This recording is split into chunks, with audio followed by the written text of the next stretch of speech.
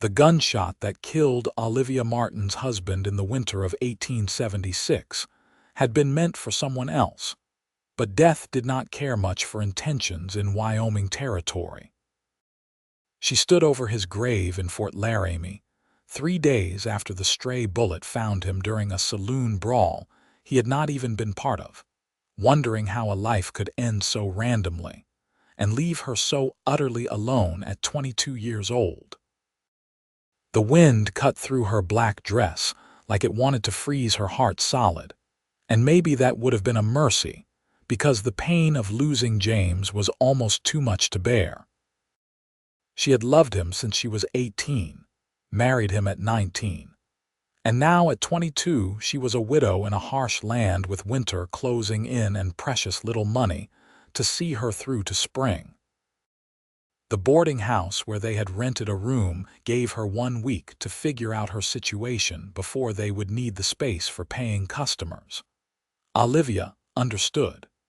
Sentiment did not keep people fed or warm in Wyoming Territory, and the boarding house owner, Mrs. Chen, had her own family to consider. Still, it left Olivia in a desperate position. She had no family out west. Her parents had died of fever back in Ohio when she was 17, and James had been her whole world. They had come west with dreams of starting a cattle ranch, of building something lasting, but those dreams were buried in the frozen ground along with her husband. She spent her days taking in mending and washing to earn what coin she could. Her fingers grew raw from the work, but she welcomed the pain because it gave her something to focus on besides the gaping emptiness where her future used to be. The women of Fort Laramie brought her their husbands' shirts, their children's torn trousers, their worn dresses that needed letting out or taking in. Olivia sat by the window of her small room with her needle and thread, making tiny, precise stitches that held things together even as she felt herself coming apart. On a Thursday afternoon, when the sky was the color of old pewter and promised snow, a man's shirt arrived at her door. Mrs. Chen brought it up, her weathered face showing the kind of sympathy that came from having lived long enough to see many tragedies. The shirt belonged to one of the ranch hands from the Keller spread, a large cattle operation about 5 miles outside of town. The shirt had a long tear down the back seam and was missing 2 buttons. Olivia took it without asking questions, added it to her pile, and set to work. She found herself studying the shirt more carefully than usual. It was well made, of good quality fabric that had seen honest work. There were old stains that spoke of long days under the sun, of sweat and dirt, and the kind of labor that built calluses and strength. The man who wore this shirt was tall, she could tell from the measurements, and broad through the shoulders. She wondered idly what kind of man he was as her needle moved through the fabric, creating a seam so neat it would be hard to tell the shirt had ever been torn. That was how he found her 3 days later, when he came to collect his mending. Olivia was sitting in the parlor of the boarding house because her week was up, and Mrs. Chen had been kind enough to let her stay in exchange for helping with the cooking and cleaning. She had just finished the last stitch on the shirt and was biting off the thread when she heard boots on the wooden floor and looked up to see the man those boots belonged to. He was perhaps 26 or 27, with dark hair that curled slightly at the ends and eyes the color of creek water in summer. His face was tanned from outdoor work, and there was a quietness to him that reminded Olivia of deep forests and still lakes.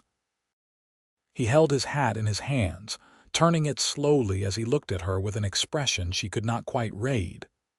"Madam," he said, his voice a low rumble that seemed to come from somewhere deep in his chest. "I am here for my shirt, the blue one with the torn seam." Olivia stood, smoothing her own dress self-consciously. She was still wearing black, still in mourning, and she was aware of how the color drained her face of what little warmth it had left. She picked up his shirt from the basket beside her chair and held it out to him. "Here you are." I reinforced the whole seam so it should hold better now, and I replaced the buttons with ones that match. He took the shirt and examined her work with careful attention. His hands were large and work roughened, but he handled the fabric gently, running his thumb over her stitches. Something about the gesture made her throat tight. "This is fine work," he said after a long moment. "Better than it was when it was new, I would wager. What do I owe you?" 25 cents. He reached into his pocket and pulled out the coins, then added an extra quarter before placing them in her palm. His fingers brushed hers for just a moment, and she felt the warmth of his skin against her cold hand. "That is too much," she said, trying to give back the extra coin. "It is fair pay for fine work," he replied. Then he did something unexpected. He looked at her directly, really looked at her, and she saw something in his eyes that made her breath catch. It was not pity, which she had seen too much of lately. It was not the awkward discomfort most people showed around new widows. It was something else entirely, something that felt like recognition. "I heard about your husband," he said quietly. "I am sorry for your loss. James Martin was a good man. He bought me a drink once when I was short on cash and never mentioned it again. That is the kind of thing you remember about a person." Olivia felt tears spring to her eyes before she could stop them. Most people offered empty condolences, words that meant nothing. But this stranger had given her a specific memory, a moment that proved James had been exactly the kind man she had loved. She blinked hard, trying to compose herself. "Thank you," she managed. "That means more than you might know."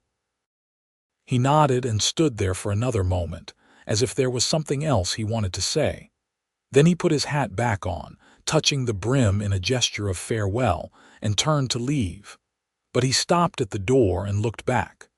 "My name is Thomas Keller, madam. If you ever need anything at all, you can find me at the Keller Ranch. My father owns it, but I run most of the day-to-day operations." "I am Olivia Martin," she said, though he clearly already knew. "And thank you, Mr. Keller." He left then, and she watched through the window as he mounted a tall bay horse and rode out of town. She held the coins in her hand and wondered why her heart was beating so fast. The next week brought a bitter cold snap that froze the water in the wash basins and made every breath visible in the air. Olivia worked her fingers raw helping Mrs. Chen, scrubbing floors and peeling potatoes, and doing whatever needed doing to earn her keep.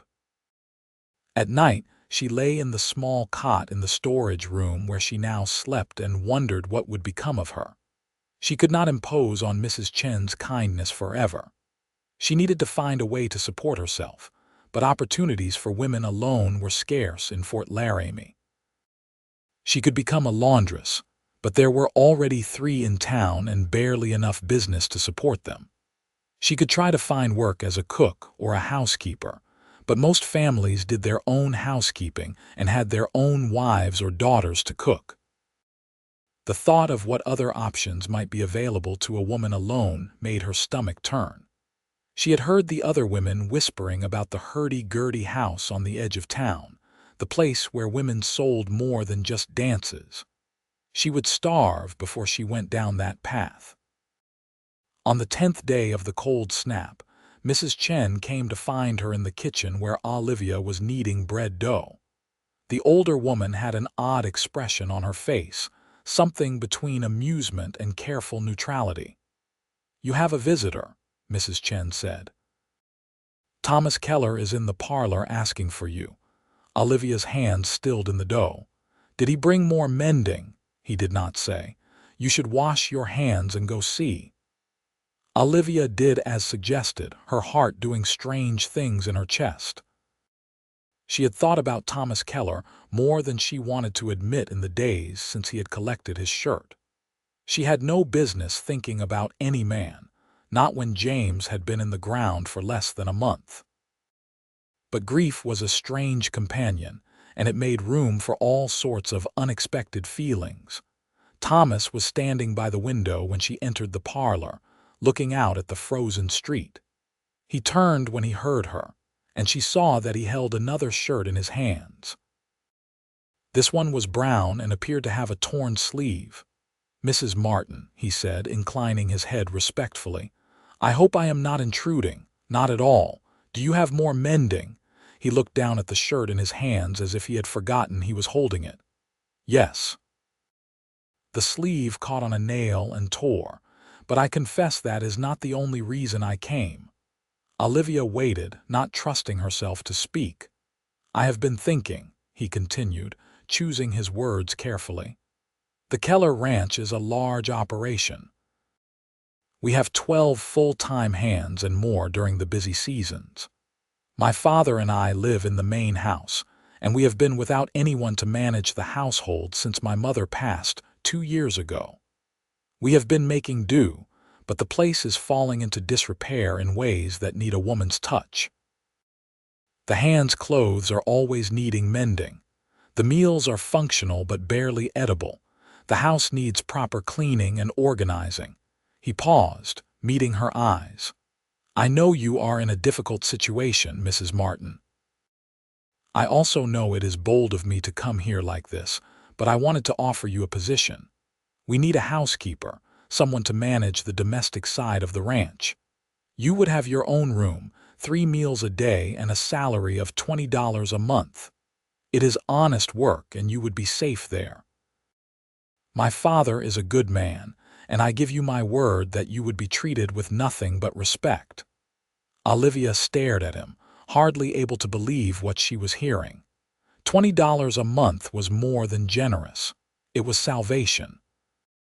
But there was something in the way he was looking at her, something in the careful way he spoke, that made her wonder if this was really just about needing a housekeeper. "Why me?" she asked quietly. "You could hire any number of women." "Because you do good work," he said simply. "Because you need the position and I need someone capable. Because I think it would be a good arrangement for both of us." There was more he was not saying. She could feel it hanging in the air between them, but she did not press. She needed this opportunity too badly to question it. "I accept," she said. "When would you like me to start?" "Tomorrow, if you are able. I have a wagon outside. I can take your things out to the ranch today so you are settled and you can start your duties in the morning." It was all happening so fast. Just minutes ago she had been kneading bread with no idea what her future held, and now she had employment, a place to live, a purpose. She should have been more cautious, should have asked more questions, but something in her trusted this quiet man with the Summer Creek eyes. "I will need to speak with Mrs. Chen and gather my belongings," she said. "But yes, I can be ready today." Something like relief crossed his face. "I will wait." It did not take long to pack her meager possessions. Everything she owned in the world fit into 2 carpet bags and a small trunk that held James's few personal effects. Mrs. Chen hugged her tightly when she said goodbye, pressing a small package of tea into her hands. "Be careful, child," the older woman whispered, "but also be open. Life has a way of surprising us when we least expect it." The ride out to the Keller Ranch took nearly an hour. Thomas drove the wagon with steady competence, and Olivia sat beside him, wrapped in her threadbare coat and a blanket he had provided. The landscape was harsh and beautiful, all rolling hills covered in brown grass and scattered with rocks. In the distance, mountains rose like sentinels, their peaks white with snow. "It is a hard land," Thomas said, breaking the silence, "but there is a beauty to it if you know how to look." "I think I am starting to see it," Olivia replied. "When James and I first came west, I was terrified. Everything seemed so big and empty, but he loved it here. He said it was a place where a man could build something that mattered. He was right about that." Thomas glanced at her. "What were his plans?" "Before. We wanted to start a small ranch. Nothing as grand as yours, just enough to support ourselves and maybe a family someday. He was working odd jobs to save money, and I was taking in sewing. We thought in another year or two we would have enough for some land and a few head of cattle. Those are good dreams. They were. She looked down at her hands, folded in her lap. Now I suppose they belong to someone else. Dreams do not die with the people who dream them, Thomas said quietly. They just find new forms sometimes. She did not know how to respond to that, so she said nothing. They rode in comfortable silence for a while, and she found herself studying him from the corner of her eye. He had a strong profile, a straight nose and a firm jaw. There was a scar on his left temple, barely visible, that made her wonder what had caused it. His hands on the reins were steady and sure. The Keller ranch came into view as they crested a hill. It was larger than Olivia had expected, with a sprawling main house built of timber and stone, several large barns, a bunkhouse for the hands, and various other outbuildings. Cattle dotted the fields in the distance, dark shapes against the winter pale grass. Smoke rose from the chimney of the main house, a welcoming sight in the cold afternoon. Thomas pulled the wagon up to the front of the house and helped her down. His hands on her waist were brief and proper, but she felt the strength in them. A dog came bounding up, a big friendly creature with shaggy brown fur, and Thomas bent to scratch its ears. "This is Bear," he said. "He thinks he runs the place. Try not to let him fool you." The front door opened and an older man emerged. He was perhaps 50, with gray streaking his dark hair and the same Summer Creek eyes as his son. He walked with a slight limp, favoring his right leg, but there was nothing diminished about his presence. "Pa," Thomas said, "this is Mrs. Olivia Martin. Mrs. Martin, my father, Theodore Keller." Theodore came down the steps and took Olivia's hand in a firm but gentle grip. "Welcome to our home, Mrs. Martin. Thomas told me he was going to offer you the position. I am glad you accepted. We are in sore need of someone with your skills. Thank you for the opportunity, Mr. Keller. I promise I will work hard to earn my keep." "I do not doubt it," Theodore said warmly. "Come, let me show you the house and your room. Thomas can bring your things." The house was indeed in need of a woman's touch. It was clean enough, in a rough, masculine way. But there was dust on surfaces, cobwebs in corners, and a general air of neglect that came from men who did not notice when curtains needed washing or floors needed proper scrubbing. Theodore showed her through the main rooms a large kitchen with a good stove, a dining room with a table that could seat 20, a parlor with comfortable but worn furniture, and his study lined with books. "My wife Sarah loved this house," Theodore said, a note of sadness in his voice. "She put her heart into making it a home. After she passed, Thomas and I tried to keep it up, but neither of us has her gift for such things. We would be grateful if you could bring some of that care back to it." "I will do my best," Olivia promised. Her room was on the second floor at the end of a hallway. It was larger than she had expected, with a real bed instead of a cot, a wardrobe, a washstand with a porcelain basin and pitcher, and a window that looked out over the fields. It was more than she had dared hope for. Thomas brought up her bags and set them down carefully. "If you need anything, my room is 2 doors down, and Pa's is at the other end of the hall. The ranch hands do not come in the main house except on special occasions, so you will have privacy. Meals are at sunup, noon, and sundown. I usually cook breakfast, but I confess it is not much to speak of. Eggs and bacon, mostly, sometimes burnt." Olivia felt a smile tug at her lips despite everything. "I can manage breakfast starting tomorrow. That would be a blessing." He paused at the door. "Thank you for coming, Mrs. Martin. I know this is all very sudden, but I hope you will be comfortable here." "I think I will be," she said, and realized she meant it. That night, Lying in a real bed for the first time in weeks, Olivia stared at the ceiling and tried to understand what had happened to her life. A month ago, she had been a married woman with a future she could see clearly. Now she was a widow living on a cattle ranch with two men she barely knew, starting a life she had never imagined.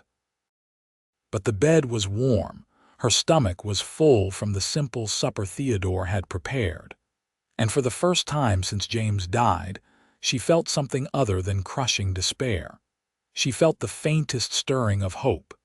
The next morning, Olivia woke before dawn and made her way down to the kitchen. She had always been an early riser, and years of marriage to a man who worked hard had taught her the value of a good breakfast. She found the kitchen well stocked with basics: flour, eggs, bacon, salt pork, coffee, and even some dried apples. She set to work, building up the fire in the stove and mixing biscuit dough. Thomas came down first, drawn by the smell of coffee. He stopped in the doorway of the kitchen, surprise clear on his face. "Good morning," Olivia said. "I hope you do not mind that I started breakfast." "Mind, Mrs. Martin, if this is what you call starting breakfast, you can start it every morning for the rest of your life." He poured himself coffee and took a cautious sip, then closed his eyes in apparent bliss. "How did you make the coffee taste like this?" "I cleaned the pot first," she said simply. It had several layers of old grounds burned onto it. He had the grace to look embarrassed. "Pa and I are not the most particular about such things." "I noticed." She flipped the bacon, which was sizzling nicely. "Breakfast will be ready in about 10 minutes. Would you mind calling your father?" Theodore's reaction to the meal was equally gratifying. He sat down to fluffy biscuits, perfectly cooked bacon, scrambled eggs with fresh herbs she had found in a sorry-looking pot on the windowsill, and gravy that made him close his eyes and sigh. "Mrs. Martin," he said seriously, "I do not know what Thomas is paying you, but it is not enough." "Now, Pa," Thomas said, but there was laughter in his voice. "We agreed on a fair wage." "Fair nothing. The woman is a miracle worker." Olivia felt warmth spread through her chest. It had been so long since anyone had appreciated her work, her skills. James had loved her, but he had taken her cooking and housekeeping for granted the way husbands often did. To have these men notice and comment felt like being seen for the first time in a long while. After breakfast, Thomas headed out to oversee the ranch hands, and Theodore retired to his study to work on the account books. Olivia began the enormous task of really cleaning the house. She started with the kitchen, scrubbing every surface until it gleamed, organizing the pantry, washing every dish and pot. Then she moved on to the dining room, the parlor, beating rugs and washing windows and scrubbing floors until her back ached and her hands were red. She worked steadily through the day, stopping only to prepare a simple lunch of soup and bread. As the afternoon light began to fade, she started on supper, a hearty stew with dumplings that would stick to the ribs of men who worked hard in the cold. She was just setting the table when Thomas came in, stamping snow from his boots. He stopped when he saw the house. Really stopped, looking around as if seeing it for the first time. "Mrs. Martin," he said slowly. "What have you done?" "I cleaned," she said, suddenly worried she had overstepped. "If you would rather I had not touched certain things, I can." "No," he interrupted. "No, I did not mean it like that. It has not looked like this since Ma died. You brought it back to life in a single day." "Hardly. I have only just begun. There is still the upstairs to do, and all the linens need washing, and I notice the curtains in the parlor are nearly in tatters." "Can you mend them?" "I can try. If not, I can make new ones if you have fabric." Ma had a trunk of fabric in the attic. She was always planning to make things but never got around to it before she got sick. "You are welcome to use whatever you find." Supper that night was a warm, comfortable affair. The men ate like they had been starved, praising every bite, and Olivia felt a satisfaction she had not experienced in a long time. This was purpose. This was being needed. The days fell into a rhythm after that. Olivia would wake before dawn, make breakfast, and spend her days cleaning, mending, and organizing. She cooked meals that brought genuine smiles to both men's faces. She found the trunk of fabric in the attic and spent her evenings sewing new curtains, mending the ranch hands' clothes that Thomas brought to her in steady supply, and slowly making the house into a real home again. Thomas was often around, more than seemed strictly necessary for a man running a large ranch operation. He would find reasons to come back to the house during the day: forgotten gloves, a question for his father, a request for extra coffee to take out to the hands. Each time he would linger, talking to Olivia as she worked. He asked about her life before Wyoming, about her childhood in Ohio, about how she had met James. She found herself opening up to him in ways she had not expected. There was something about his quiet presence that made her feel safe, heard. He listened when she talked, really listened, and he shared things about his own life too. He told her about growing up on the ranch, about his mother's long illness and how hard it had been to watch her fade. He told her about his dreams for the ranch, about wanting to build it into something that would last for generations. "Pa wants to retire in a few years," he said one evening. They were in the kitchen. He was supposedly fixing a loose cabinet hinge, but mostly he was watching her roll out pie dough. "He wants to travel, see some of the country before he gets too old, so it will all be on me soon." "That is a lot of responsibility," Olivia said. "It is. Sometimes I wonder if I am ready for it." He was quiet for a moment. "Ma used to say that a ranch is not just land and cattle. She said it was family, and that I would understand that when I had my own family to share it with." Olivia's hand stilled on the rolling pin.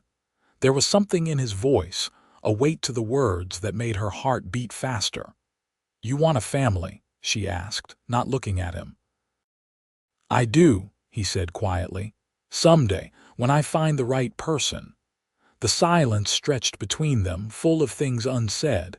Then Bear barked outside, breaking the moment, and Thomas stood abruptly. "I should check on the stock before dark," he said. "That pie smells wonderful." "It will be ready after supper," she told him, and he nodded and left, leaving her alone with her racing thoughts. Winter deepened. January gave way to February, and the snow piled high around the ranch. Olivia had been there for 6 weeks when she realized something that both terrified and amazed her. She was happy. Not in the same way she had been happy with James, that had been young love, first love, the giddy joy of discovery. This was different. This was contentment, purpose, and something else she was afraid to name. She thought about Thomas constantly. The way he moved with such quiet competence. The kindness in his eyes when he looked at the ranch hands, always fair, always considerate. The way he spoke to his father with respect and affection. The way he looked at her sometimes, when he thought she was not watching, with an expression that made her breath catch. She knew it was too soon. James had only been gone for 2 months. She should still be deep in mourning, wearing black, thinking of no one but her lost husband. But grief was a strange thing. It did not follow the rules people wanted it to follow. She missed James, would always miss him, but he was gone and she was alive, and her heart seemed determined to keep beating and feeling despite her best efforts to hold it still. She was mending one of Thomas's shirts on a cold Tuesday afternoon in mid-February when he came into the parlor. She had been studying the tear in the fabric, planning how best to fix it, when she heard his footsteps and looked up. He stood in the doorway, snowflakes melting in his dark hair, his cheeks ruddy from the cold. He was looking at her with such intensity that she felt her pulse quicken. "Mrs. Martin," he said. "Olivia."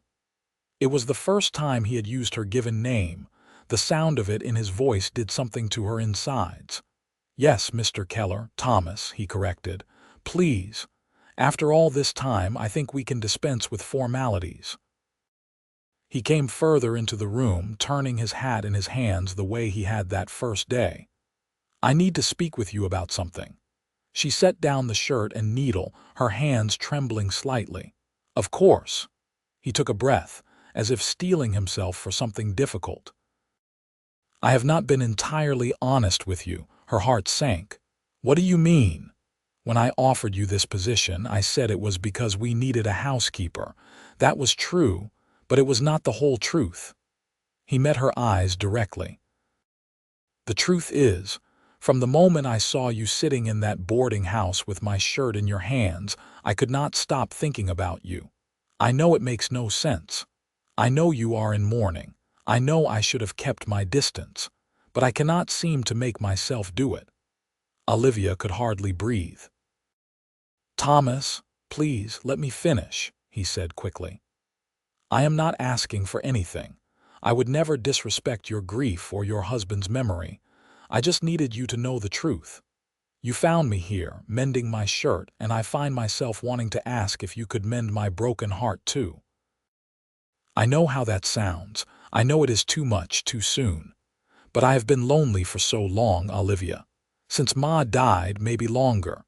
And then there you were, and suddenly I could imagine what it would be like to not be lonely anymore." She stared at him, tears welling in her eyes. "I do not know what to say." "You do not have to say anything," he assured her. "I just needed you to know.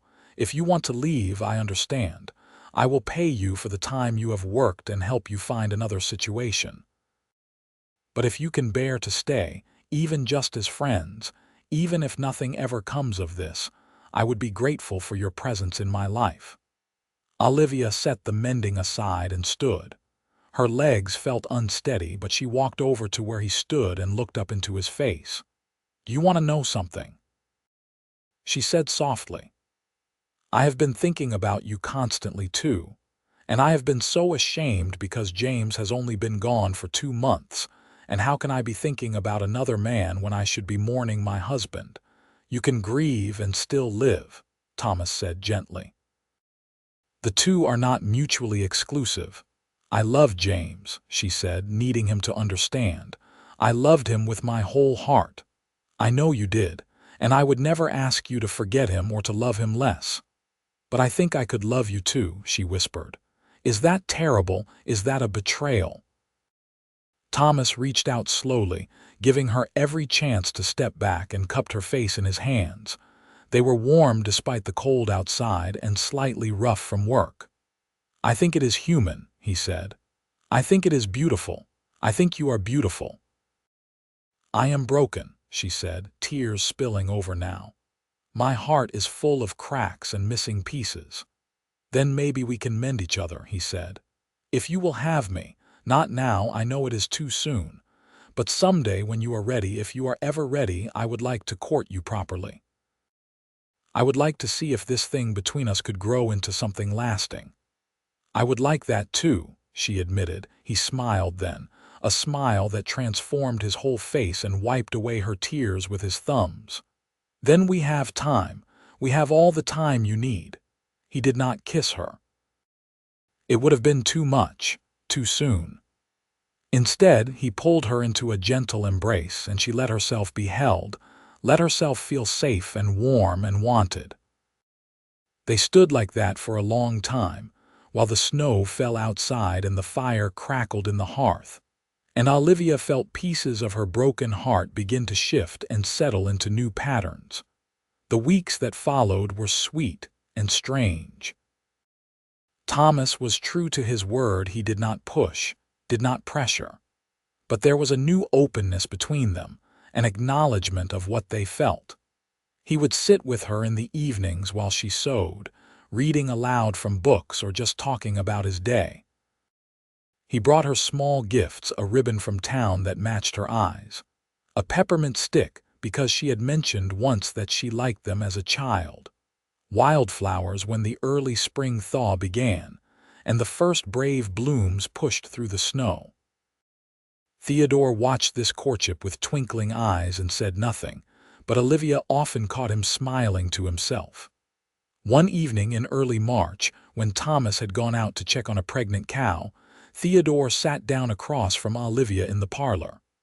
"I want you to know something," he said. "Sarah, my wife, she would have liked you very much. She always worried about Thomas, worried that he would spend his whole life taking care of the ranch and forget to take care of his own heart. If she could see him now, see the way he looks at you, she would be so happy." Olivia felt her eyes fill with tears. "Thank you for saying that. It means more than you know." "You have brought life back to this house," Theodore continued. "And more importantly, you have brought life back to my son. I see him smile now. I hear him whistle while he works. That is because of you. He has given me a reason to keep going," she admitted. "When James died, I thought my life was over, but Thomas has shown me that it is possible to start again." "Sarah used to say that love is not a finite resource," Theodore said. "Loving someone new does not mean you love someone else less. The heart expands to make room." I think she was right about that. Spring came slowly to Wyoming Territory, but it came. The snow melted, revealing brown grass that slowly turned green. Wildflowers bloomed in waves, first the tiny white ones, then yellow, then the purple ones that Thomas said his mother had loved. The cattle grew fat on the new grass, and calves were born, wobbly-legged and curious. Olivia had been at the ranch for 4 months when Thomas asked her to go riding with him on a warm April afternoon. She had not been on a horse since James died, but Thomas promised her the gentlest mare in the stable, and she found she wanted to go, wanted to be out in the world again. He saddled 2 horses and helped her mount, his hand steady on her waist. Then they rode out across the fields, moving at an easy walk. The sun was warm on her shoulders, and the air smelled of grass and earth and new beginnings. Thomas led her to a high point on the ranch, a place where you could see for miles in every direction. The mountains were still snow-capped in the distance, but the valleys were green and alive. He helped her down from her horse, and they stood side by side, looking out over the land. "This is my favorite place on the ranch," he said. "I come here when I need to think. When Ma died, I spent a lot of time up here trying to make sense of it all." "It is beautiful," Olivia said. "I wanted to show it to you because I have been thinking," he continued. "It has been 4 months since you came to us. 4 months since I first told you how I felt. And I know it has only been 5 months since you lost James. I know that by all conventional standards, that is not enough time. But Olivia, I cannot keep pretending that what I feel for you is not growing stronger every single day." He turned to face her fully. "I love you. I am in love with you, and I want to marry you if you will have me. Not right away if you need more time, but I want you to know where my heart stands. I want you to know that I am committed to you, to us, to building a life together." Olivia felt joy and fear and a dozen other emotions swirl through her. "People will talk," she said. "They will say it is too soon, that I should wait a full year at least." "Let them talk," Thomas said fiercely. "I do not care what people say. I care about you. I care about us." "I love you too," she said, the words spilling out before she could stop them. "I have been so afraid to admit it, even to myself, but I do. I love you, Thomas Keller." He pulled her into his arms and kissed her then, a kiss that was both gentle and passionate, a promise and a beginning. She kissed him back, letting herself feel everything she had been holding in for so long. When they finally broke apart, both breathing hard, he was grinning like a fool. "Is that a yes?" he asked. "Will you marry me?" "Yes," she said. "Yes, I will marry you, but Thomas, can we wait just a little longer? Not because I am not sure, but because I want to do this right. I want to marry you with a full heart, without guilt or shame. Can you give me until summer?" "I would wait for you forever." he said simply. They married on the first day of June, in a simple ceremony at the ranch with just Theodore, Mrs. Chen, a few of the ranch hands, and the circuit preacher who happened to be passing through Fort Laramie. Olivia wore a dress she had made herself, a pale blue that Theodore said matched the summer sky. Thomas wore a new shirt without a single mend or patch, but Olivia had sewn it for him, putting love into every stitch. She had visited James's grave the day before the wedding. She stood there for a long time, talking to him in her mind, asking him to understand. She told him about Thomas, about how he had saved her when she had nowhere else to go, about how he made her feel safe and cherished and whole. She told James that she would always love him, always carry him in her heart, but that she needed to keep living. She needed to take the chance at happiness that had been offered to her. As she stood there, a warm breeze had kicked up, rustling the grass around the grave, and she chose to believe it was James giving her his blessing. The wedding was simple but joyful. When Thomas slipped a gold band on her finger and promised to love and cherish her for all their days, Olivia felt the last pieces of her broken heart click into place. She was not the same person she had been before James died. That girl was gone, changed by grief and loss. But she was someone new now, someone stronger, someone who had learned that the human heart was more resilient than she had ever imagined. Their wedding night was tender and sweet. Thomas was patient and gentle, and Olivia let herself be loved, let herself love in return. It was different from what she had known with James, but it was good and right and theirs. The next morning, she woke in Thomas's arms and felt a peace she had not experienced in months. He was still sleeping, his face relaxed and younger looking in the early light. She studied him, this man who had saved her in so many ways, and felt a rush of gratitude so strong it brought tears to her eyes. He must have felt her watching because his eyes opened, and he smiled at her with such warmth that her heart ached with happiness. "Good morning, Mrs. Keller," he said. "Good morning, husband." He pulled her closer, kissing her forehead. "How do you feel?" "Happy," she said simply. "I feel happy." The first year of their marriage was one of discovery and growth. Olivia learned the rhythms of ranch life, the cycle of seasons and work that governed everything. She learned to ride better, learned to help with the cattle when extra hands were needed, learned 100 skills she had never imagined she would need. Thomas was a good husband, patient and kind and endlessly supportive. He loved her thoroughly and well, and he never made her feel guilty about the place James still held in her heart. On the anniversary of James's death, he rode with her into town so she could visit the grave, and he waited patiently while she spent time there, telling James about her new life. Theodore became the father Olivia had lost so young. He taught her about the ranch business, included her in decisions, and treated her with a respect and affection that filled a hole she had not realized was still empty. He was getting older.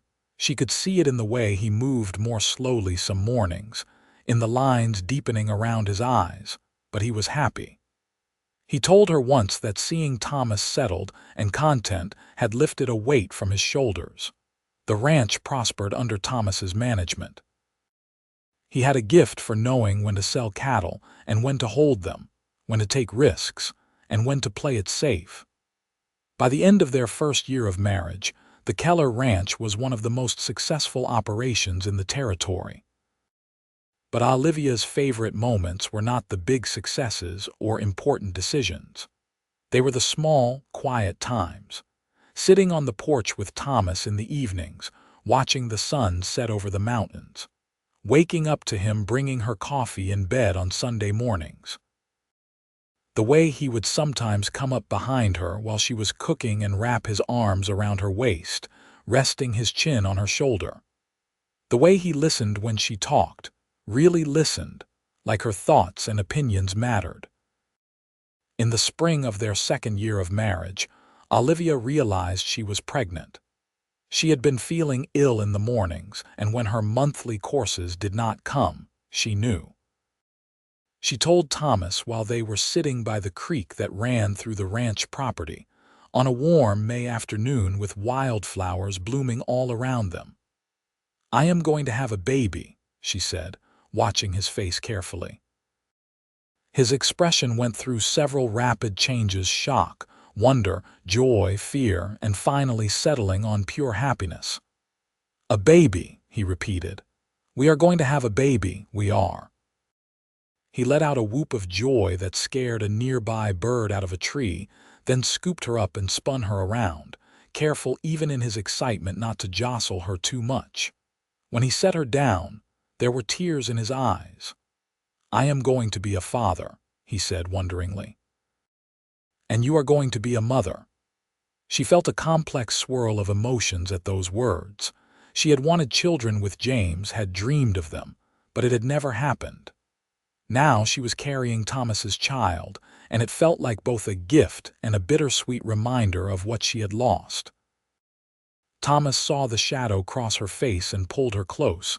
"It is all right to have complicated feelings about this," he said quietly. "I know you must be thinking about what might have been with James." "I am," she admitted. "Is that terrible?"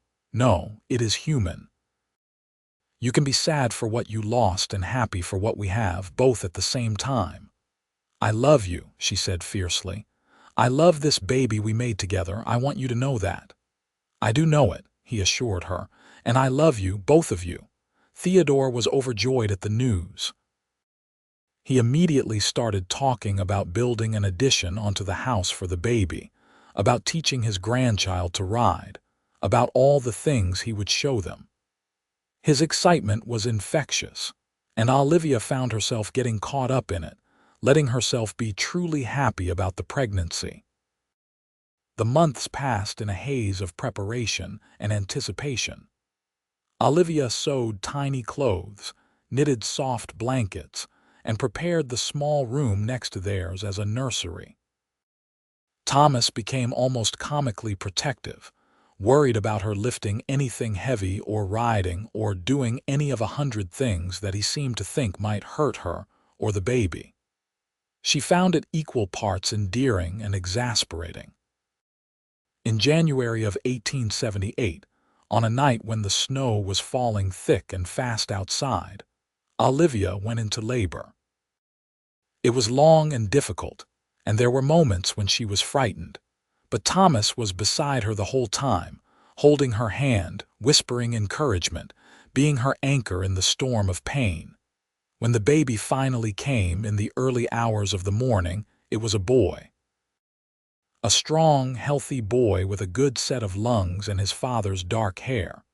Thomas wept when the midwife placed his son in his arms, great heaving sobs of joy and relief and overwhelming love. "He is perfect," he said through his tears. "Olivia, he is perfect." She was exhausted but happy, watching her husband hold their child with such tenderness. "What should we name him?" she asked. Thomas looked at her seriously. "I would like to name him James Theodore Keller, if you are willing." "James for your first husband, because he was part of your story and should be honored. Theodore for my father. James Theodore. What do you think?" Olivia felt tears spill down her cheeks. The generosity of that gesture, the understanding it showed, was almost too much. "I think it is perfect," she whispered. "I think it is exactly right." Little Jamie, as they called him, was a happy baby who grew into a curious, energetic toddler. He had his father's eyes and his mother's smile, and he brought a new dimension of joy to the ranch. Theodore doted on his grandson, teaching him to ride almost as soon as he could walk, telling him stories about the early days of the ranch. When Jamie was 2, Olivia found herself pregnant again. This time it was a little easier, both the pregnancy and the birth. Their second son, Samuel, was born in the autumn, and he was as placid and calm as Jamie was wild and energetic. The two boys became inseparable as they grew, partners in mischief and adventure. 3 years later, they had a daughter. Olivia had secretly hoped for a girl, someone she could teach to sew and cook, and all the things she had learned from her own mother. But when the baby was born with a shock of dark hair and lungs that could wake the dead, she fell in love instantly. They named her Sarah, after Thomas's mother, and she grew up tough and fearless, as comfortable in the saddle as her brothers. The years rolled by in a tapestry of moments both ordinary and extraordinary. There were hard times, a drought that killed off some of the cattle, a terrible winter that tested everyone's endurance, the inevitable struggles that came with raising 3 strong-willed children. But there were far more good times than bad. Olivia watched her children grow with a bittersweet awareness of time's passage. Jamie became serious and responsible, the kind of boy who would someday be able to run the ranch. Samuel was the dreamer, always with his nose in a book, talking about becoming a lawyer or a teacher. Sarah was wild and free, declaring that she would never marry, that she would run her own ranch someday and be beholden to no one. Theodore lived to see all 3 of his grandchildren grown into young adults before he passed away peacefully in his sleep at the age of 72. His death hit them all hard, but there was comfort in knowing he had lived a long, full life and had died surrounded by family who loved him. Thomas took over the ranch completely then, with Jamie at his side learning the business. It had grown even larger over the years, one of the most successful cattle operations in Wyoming, which had become a state in 1890. But Thomas never lost sight of what his mother had told him all those years ago, that a ranch was not just land and cattle. It was family. On a warm June evening in 1901, Thomas and Olivia sat on the porch of the house she had come to all those years ago as a desperate widow. They were both in their 50s now, their hair showing gray, their faces lined with the evidence of lives well lived. But when Thomas looked at her, Olivia could still see the young man who had brought her his torn shirt and ended up giving her his heart. "You ever think about how things might have been different?" Thomas asked. "If I had not offered you that job." "Sometimes," Olivia admitted, "but not often. This is the life I am supposed to be living. I am sure of it." "I think about it," he said. "I think about how close I came to never knowing you. If I had been less bold, if I had not taken that chance, I would have missed out on everything that matters most to me." She took his hand, their fingers intertwining with the ease of long practice. "You took a broken woman and helped her heal. You gave me a home, a family, a purpose. You gave me love when I thought I would never feel it again. You did the same for me," he said quietly. "I was lonely for so long, Olivia. I did not even realize how lonely until I saw you sitting there with my shirt in your hands.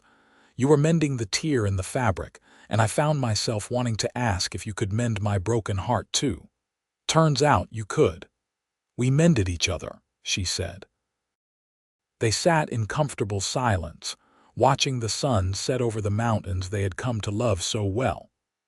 In the distance, they could hear Jamie calling instructions to the ranch hands, his voice strong and confident. Samuel was in town, clerking for the territorial judge and preparing to take the bar exam. Sarah was in the barn with a new foal, talking to it in that soft voice she reserved for animals and small children. "We built something good here," Thomas said. "Something that will last." "We did," Olivia agreed. "And it all started with a torn shirt and a broken heart." He pulled her close, and she rested her head on his shoulder, breathing in the familiar scent of him, soap and leather and the Wyoming wind. She thought about James sometimes, about the life they had planned together that never came to be. She thought about the girl she had been, standing over his grave in the bitter cold, certain her life was over, but life had not been over. It had just been different than she expected, shaped by loss and love in equal measure. She had learned that the heart was capable of containing multitudes, grief and joy, memory and hope, old love and new. She had learned that healing did not mean forgetting, that moving forward did not mean leaving behind. Most of all, she had learned that sometimes the most broken things, when mended with patience and care and love, became stronger in their mending than they ever were before. As the stars began to appear in the darkening sky, Olivia felt a profound gratitude for the life she had been given. For Thomas, who had saved her with his quiet strength and steadfast love. For their children, who had filled her days with purpose and her heart with joy. For this land that had seemed so harsh and unforgiving at first, but had become home in ways she could never have imagined. She thought about that day 25 years ago when Thomas had found her mending his shirt and had, in his own way, asked if she would mend his broken heart. She had not known then what the answer would cost her or give her. But she knew now, with the clarity that only time and experience could bring, that saying yes to him had been the best decision she had ever made. They had mended each other, piece by piece, stitch by careful stitch, until they were whole in ways that neither of them could have been alone. And from that mending, from that careful joining of two broken hearts, had come a life richer and fuller than either of them had dared to dream. The wind picked up, carrying the scent of sage and grass, and somewhere in the distance a coyote howled. Thomas tightened his arm around her, and Olivia smiled into the gathering darkness. This was home. This was love. This was everything that mattered, and it was enough. In the years that followed, the Keller ranch continued to thrive under Jamie's increasingly capable management. Samuel did become a lawyer, though he chose to practice in Wyoming rather than heading east as many educated young men did. He became known for his fairness and his willingness to help those who could not afford expensive legal representation. Sarah, true to her word, never married, though she had plenty of suitors. Instead, she started her own small horse breeding operation on a section of land her father gave her, and her stock became sought after throughout the territory.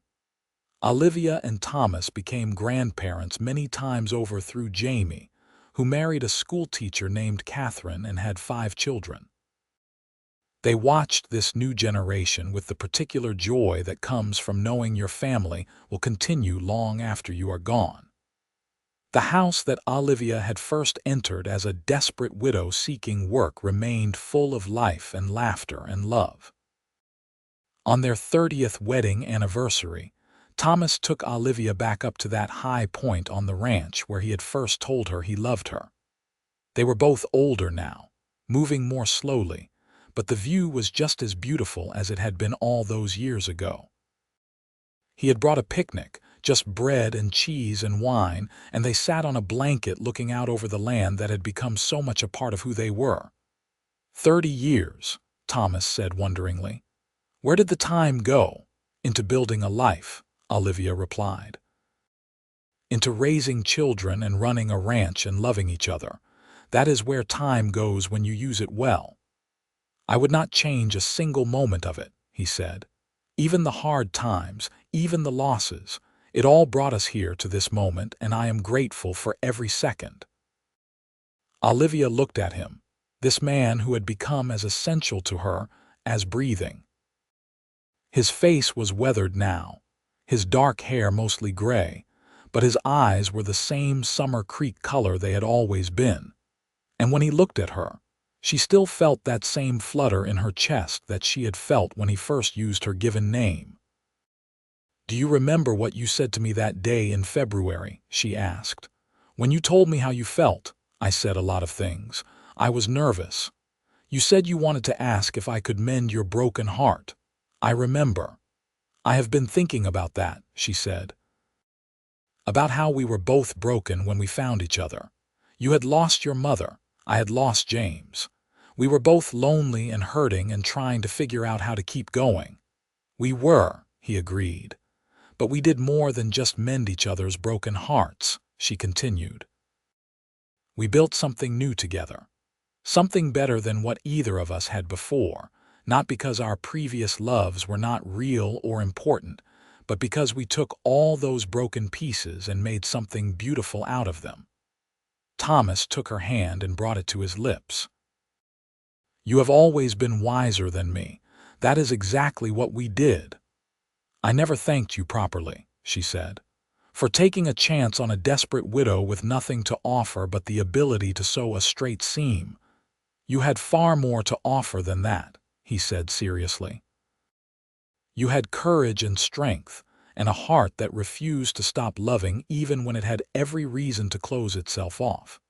You had grace and kindness, and a capacity for joy that I had never seen before. You brought light into a house that had been dark for too long. We brought light to each other, she said. They stayed up on that hill until the sun began to set, painting the sky in shades of gold and rose and purple.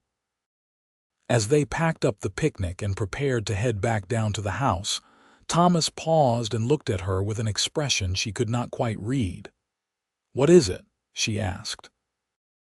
I was just thinking, he said slowly, that if I could go back in time and talk to the man I was before I met you, I would tell him to be patient.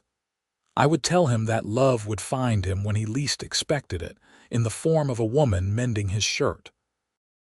I would tell him that his broken heart would heal, and that the healing would lead to something more wonderful than he could imagine. What would you tell that woman? Olivia asked softly. The one sitting in the boarding house, so lost and alone. Thomas pulled her close. I would tell her to hold on. I would tell her that even though she cannot see it yet, there is a future waiting for her that is full of love and family and purpose. I would tell her that her heart is stronger than she knows, and that it will lead her home if she lets it. It did lead me home, Olivia said. It led me to you.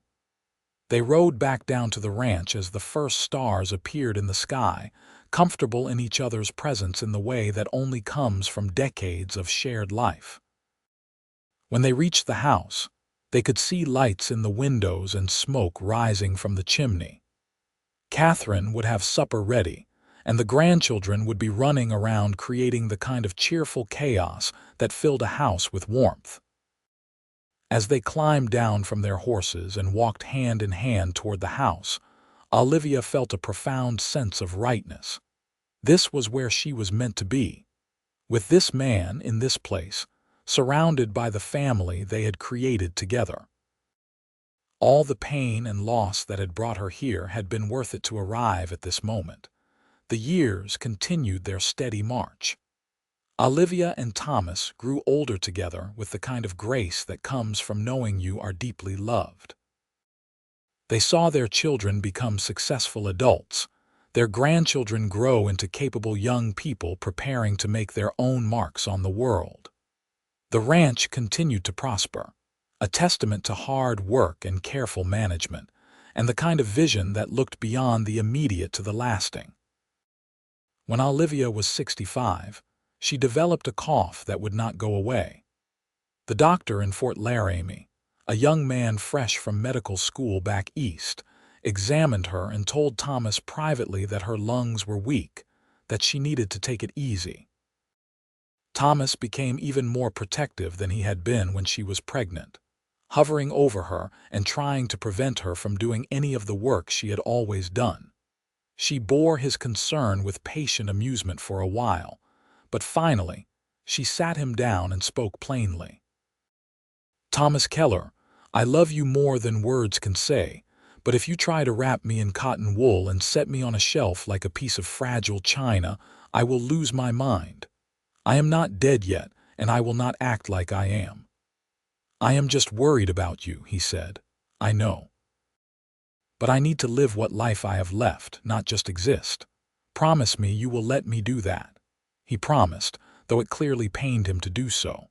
And Olivia did live as fully as her increasingly frail body would allow. She taught her granddaughters to sew and cook. She rode out to see Sarah's horses, though she could no longer mount without help. She sat on the porch in good weather, watching the world go by and feeling grateful for every moment. She made it to their 40th wedding anniversary, though by then she was spending most of her days in bed.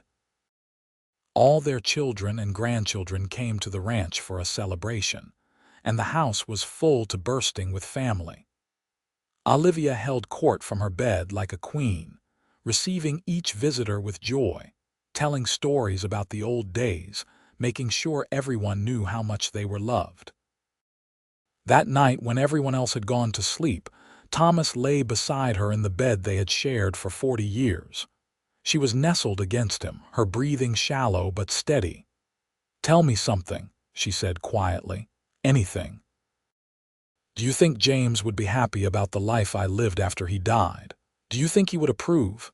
Thomas was quiet for a moment, thinking. "I think," he said carefully, "that any man who truly loved you would want you to be happy. And you have been happy, have you not?" "So happy," she confirmed. "Happier than I ever imagined I could be after he died. Then yes, I think he would approve. I think he would be grateful that you found someone to take care of you, to love you, to give you the family and the life you deserved." "I love you, Thomas Keller," she said. "In case I have not said it enough." "You have said it plenty," he assured her, "but I never tire of hearing it. And I love you too, Olivia Keller. You are the best thing that ever happened to me." She fell asleep in his arms, and he stayed awake watching her, memorizing the curve of her cheek, the silver of her hair, the peaceful expression on her face. He knew that time was running out, could feel it in the way she had grown so thin, in the way each breath seemed to require more effort than it should. But he was grateful for every moment they had been given, for every day and night and morning of their life together. Olivia lived through the winter and into the spring, defying the doctor's expectations. On a warm April day when the wildflowers were blooming and the air smelled of new grass and possibility, she asked Thomas to open the window so she could hear the sounds of the ranch. She listened to the cattle lowing, the horses whinnying, the distant voices of the ranch hands, and she smiled. "It is a good life we built," she said. "The best," Thomas agreed, his voice thick with emotion. "Take care of them for me," she said. "All of them. The children, the grandchildren, even the great-grandchildren when they come. Make sure they know the stories. Make sure they know where they came from." "I will," he promised. "But you are not going anywhere yet. You are going to get better." She reached up and touched his face with fingers that trembled with weakness. "We both know that is not true. But it is all right, my love. I am not afraid. I have lived a full life, a good life, and I am ready for whatever comes next." "I am not ready," he said, tears streaming down his face. "I know. But you will be all right. You are strong. You will keep going, and you will take care of our family, and you will make sure that what we built together continues long after we are both gone." She closed her eyes then, still smiling, and Thomas held her hand and felt her slip away like water through his fingers. One moment she was there, breathing, present, and the next she was gone, leaving behind only the shell of the body she had inhabited. He sat with her for a long time, holding her hand, talking to her even though she could no longer hear. He told her all the things he had never said enough, all the gratitude and love and admiration he felt. He told her about the first time he had seen her, mending his shirt, and how he had known even then that she was going to change his life. He told her about their children, about how proud he was of the way they had turned out. He told her that she had mended his broken heart more thoroughly than he could have ever hoped, and that he would carry her with him for whatever time he had left. When Jamie finally came to check on them, and found his father sitting beside his mother's body, still holding her hand, the grief was almost overwhelming. But there was also a kind of peace in knowing that she had died surrounded by love, in the home she had helped to create, having lived a life that mattered. They buried Olivia on a hillside overlooking the ranch, not far from where they had buried Theodore years before. It was a beautiful spot with a view of the mountains and the endless Wyoming sky. Thomas stood beside the grave with his children and grandchildren around him, and he spoke about the woman he had loved for 40 years. "Your mother, your grandmother, was the strongest person I ever knew," he said.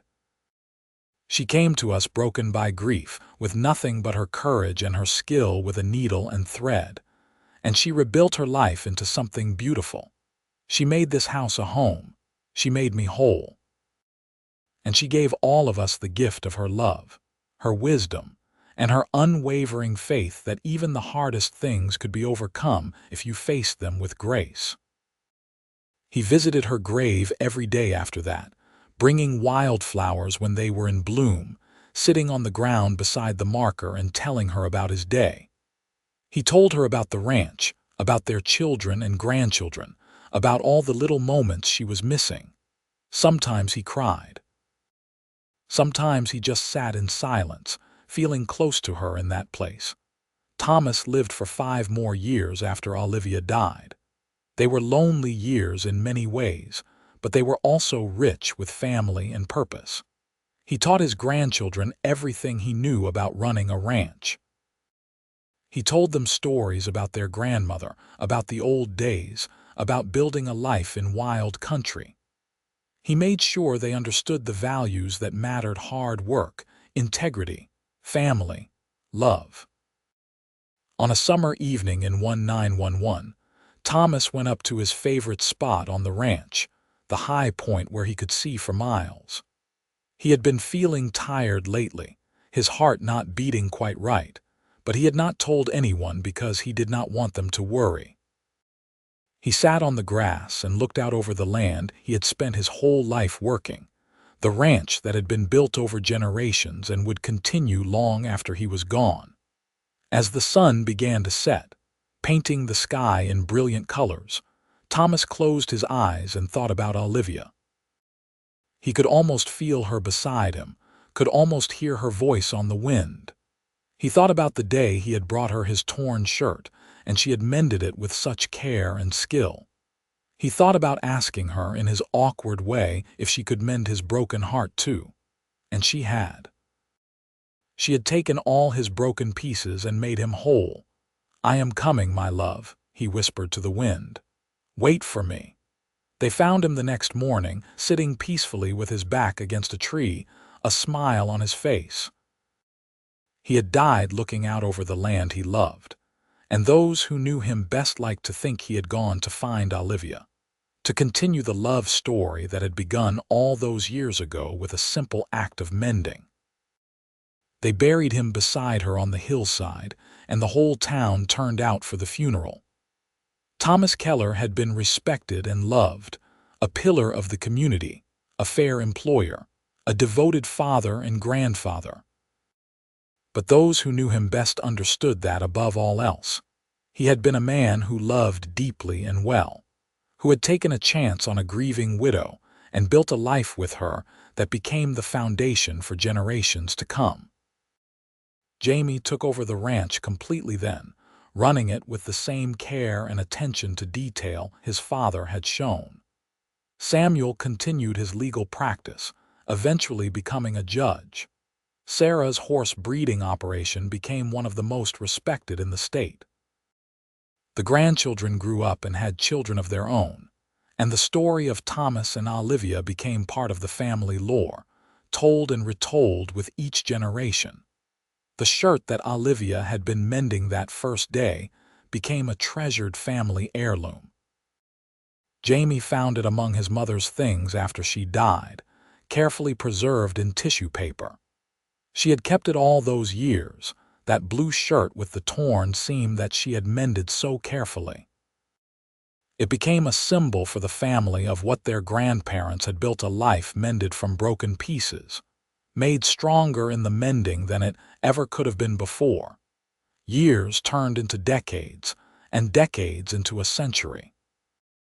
The Keller Ranch endured through boom times and depressions, through wars and peace, through all the changes that transformed Wyoming from a wild territory into a modern state.